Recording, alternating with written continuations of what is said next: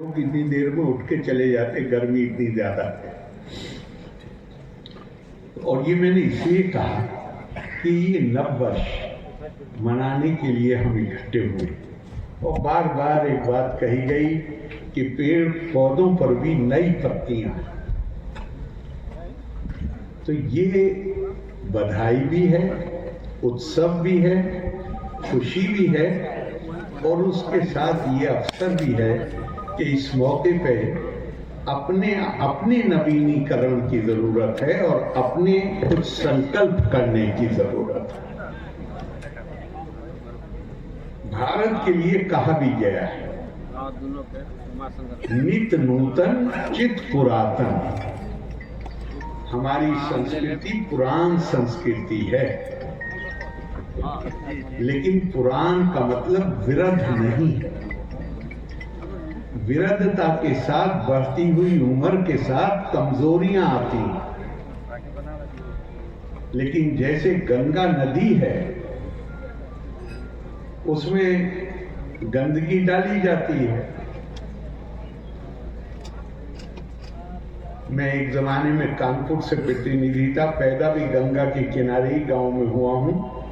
लेकिन जब कानपुर का प्रतिनिधि था तो मैं संसद में गंगा पर बैराज बनाने के लिए जब तक मंत्री नहीं हुआ तो बार बार उसकी मांग करने के लिए खड़ा होता था। और तब मैंने ये अध्ययन किया था कि गंगा के पानी में ये खूबी है कि गंदगी भी जब आती है तो कुछ मील चलने के बाद वो स्वयं उसका शुद्धिकरण करने की प्रक्रिया है।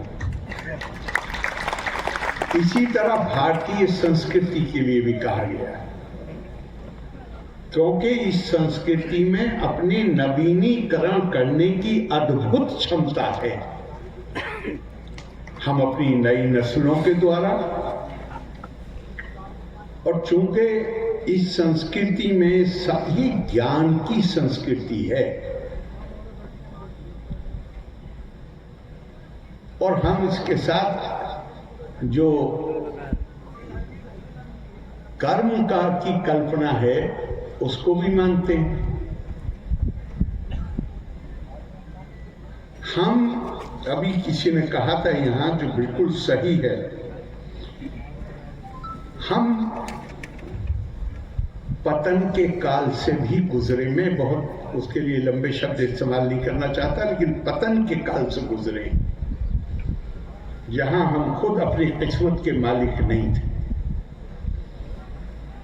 उसमें बहुत सी विस्मृतियां भी हुई, लेकिन मुझे ऐसे लगता है कि भारत फिर से चैतन्य है। और अगर भारत फिर से चैतन्य है और हमारे अंदर क्षमता है, ताकत है, तो फिर हमें ये संकल्प करना होगा, जैसे हमारे माननीय प्रधानमंत्री श्री नरेंद्र मोदी जी बार बार कह रहे हैं कि 2047 तक, सब इसको बंद करिए, बंद कर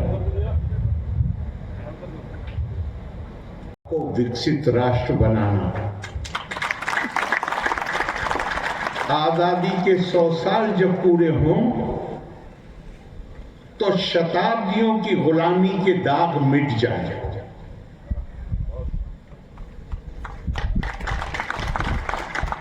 उसके लिए मैंने माननीय प्रधानमंत्री जी से भी बात हुई तो मैंने उनसे भी निवेदन किया था कि सबसे पहली चीज है कि भारत की ज्ञान संस्कृति को दोबारा से पुनर्स्थापित करना। ज्ञान हमारे अंदर होगा तो फिर हम समाज को छोटे छोटे टुकड़ों में नहीं बांटेंगे। टुकड़ों में, अंदर से टुकड़ों में बटा हुआ समाज ना विकास कर सकता है, ना प्रगति कर सकता है, ना ख्याति प्राप्त कर सकता है। आप बिहार का ही देख लीजिए, बिहार के बाहर जो बिहारी हैं उनकी हर कोई स्वीकार करता है बंबई जैसा बड़ा शहर, दिल्ली राजधानी, बिहारी निकल आए तो ठप हो जाएंगे दोनों। तो मैं कई दफा कहता हूं कि ये इतनी कामयाबी क्यों है? ये हमारे बच्चे यहां से निकल के जाते हैं, दूसरे किसी भी राज्य के मुकाबले में केंद्रीय परीक्षाओं में नंबर 1 पर रहते हैं। अभी मैं बच्चों से मिला, उनमें कोई बिहार की किसी यूनिवर्सिटी का नहीं था। जो बिहार के बच्चे वो सब बाहर की यूनिवर्सिटी से थे, और ये बिहार काडर में जो आए हैं, मैं तो उनसे मिला, और जगह कितने गए हैं वो अलग बात। तो ये कामयाबी क्यों? इसलिए कि बिहार के बाहर वो सिर्फ और सिर्फ बिहारी हैं। बिहार के अंदर, मुझे माफ करिएगा, अभी तो मुझे 3 ही महीने हुए हैं, लेकिन ढूंढे से बिहारी नहीं मिलता। यहाँ पे हमारी पहचान कुछ और, हर एक की पहचान अलग है। वो पहचान और हमारी संस्कृति क्या है? हमारी पहचान, हमारी संस्कृति हमारी क्या पहचान बताती है? भारत में इस सनातन संस्कृति का व्याख्याता आदि शंकर से बड़ा तो कोई और नाम नहीं। दूसरे भी जो हैं वो सब आदि शंकर की व्याख्या को स्वीकार करते हैं और उन्हीं से प्रेरणा लेते हैं।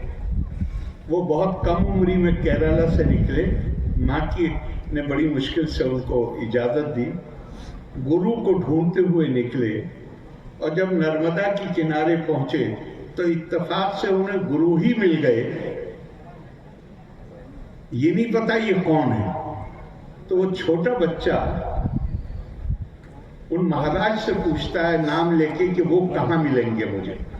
तो उन्हें बच्चे को देख के थोड़ा आश्चर्य हुआ और उनका, पहले ये बताओ तुम कौन हो? तो कहते हैं यही ढूंढने के लिए तो गुरु के पास जा रहा हूं कि मैं कौन हूं।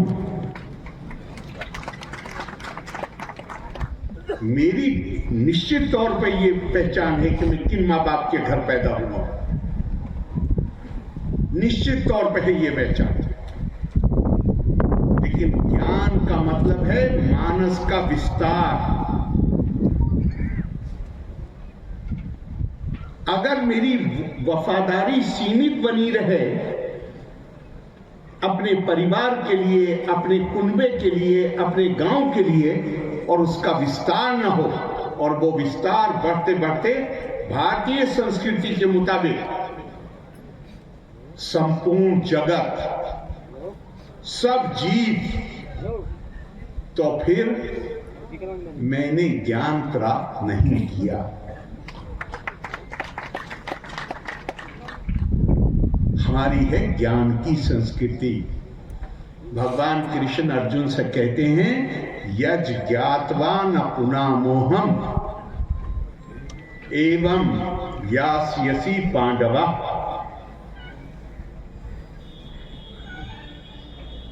येना भूतानि अशेषेना द्रक्ष्यसि आत्मनि अथो मयि। जब तुम ये ज्ञान प्राप्त कर लोगे तो फिर तुम कभी मोह का शिकार नहीं बनोगे। और मोह का शिकार नहीं बनोगे उसका क्या मतलब है कि तुम हर किसी को सबसे पहले अपने में देखोगे। आत्मनि, ये मेरा विस्तार है, और उसके बाद देखोगे अथो मयि, और उसके बाद मुझ में देखोगे। क्या मतलब? ये भी जिस तरह तुम मेरे पैदा किए हुए हो, ये भी मेरा पैदा किया हुआ है। माँ बाप अपनी औलाद में कोई फर्क कर सकते हैं क्या? कि हमारी वफादारी, हमारा प्यार, इसने सब कुछ हमें ज्ञान, तपा स्वाध्याय निरितम, हमेशा एक दिन भी अपना, एक घंटा भी, एक मिनट, हर समय कुछ सीखने की कोशिश करनी चाहिए। और अगर हम सीखेंगे तो जितना सीखते जाएंगे उतना ही अपने अज्ञानता का भी आभास होता जाएगा और साथ साथ हमारे मानस का विस्तार होता जाएगा।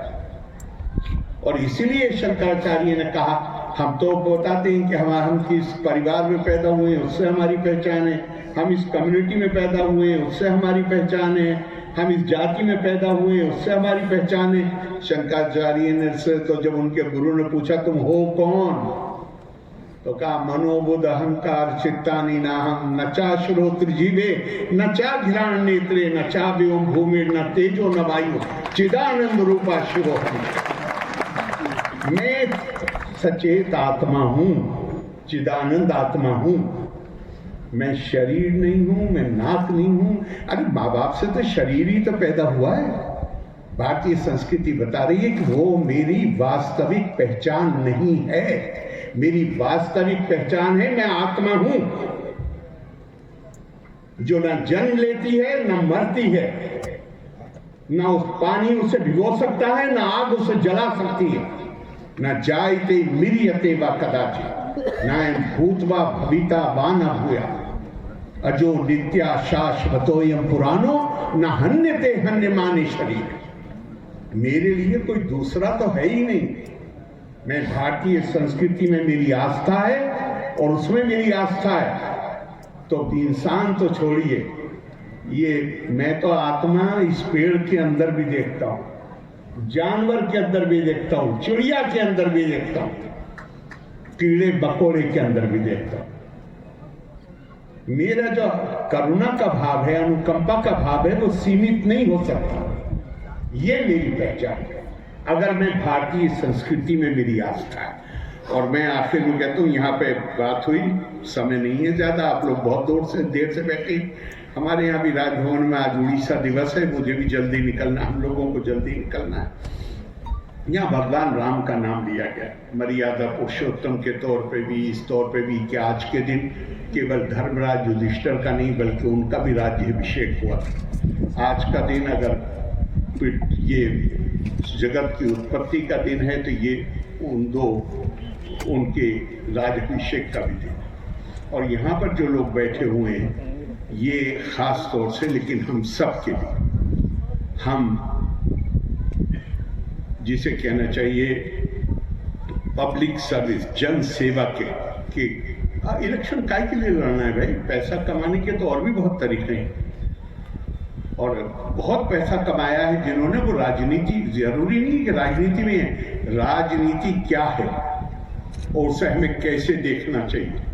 भगवान राम का नाम बार बार लिया गया है, मैं उन्होंने जो कहा है वो आपको बताता हूँ और ये हम सब के लिए है, लेकिन खास तौर से हम मंच पे बैठने वालों के लिए।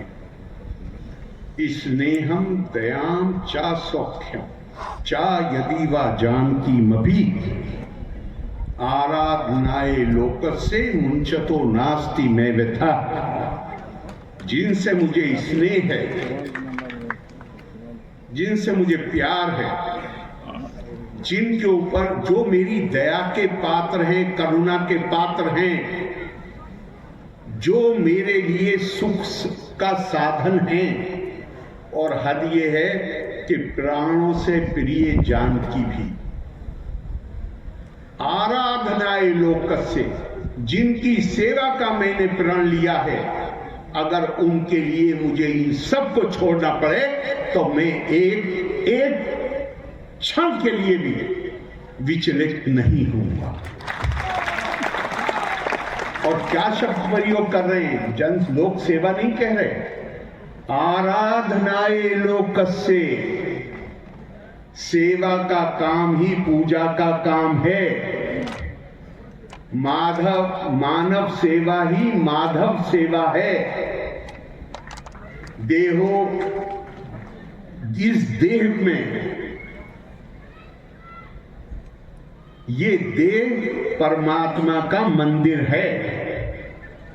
तो हम उससे प्रेरणा ले सकें, आज के दिन ये संकल्प कर सकें कि हमें आदमी का कहीं से शुरुआत होती है ना, तो शुरुआत है हमारे परिवार से, हमारे गांव से, हमारे जिले से, हमारे प्रदेश से, हमारे देश से, लेकिन आखिर में आके भारत को तो पूरी मानवता की चिंता करनी ही है। और यही कारण है, जैसा इंद्रेश जी कह रहे थे, कि जब हम दुनिया में बहुत ही शक्तिशाली थे तो भी ना हमने कभी किसी को ललचाई नजरों से देखा, ना आज की तारीख में जब हम आगे बढ़ रहे हैं तो दुनिया हमें इस तरह, वो ये अलग बात है कि वो चाहते हैं हमारे अलावा किसी के पास आणविक शक्ति ना हो, लेकिन उन्होंने हमारे ऊपर यह आरोप कभी नहीं लगाया है कि आणविक शक्ति आने के बाद भारत गैर जिम्मेदारी से व्यवहार कर सकता है। ये हमारे बारे में किसी की दुनिया की शिकायत नहीं है।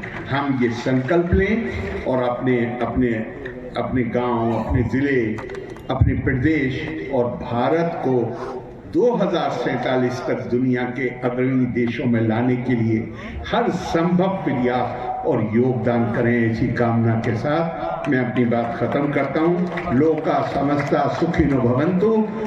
धन्यवाद। जय हिंद।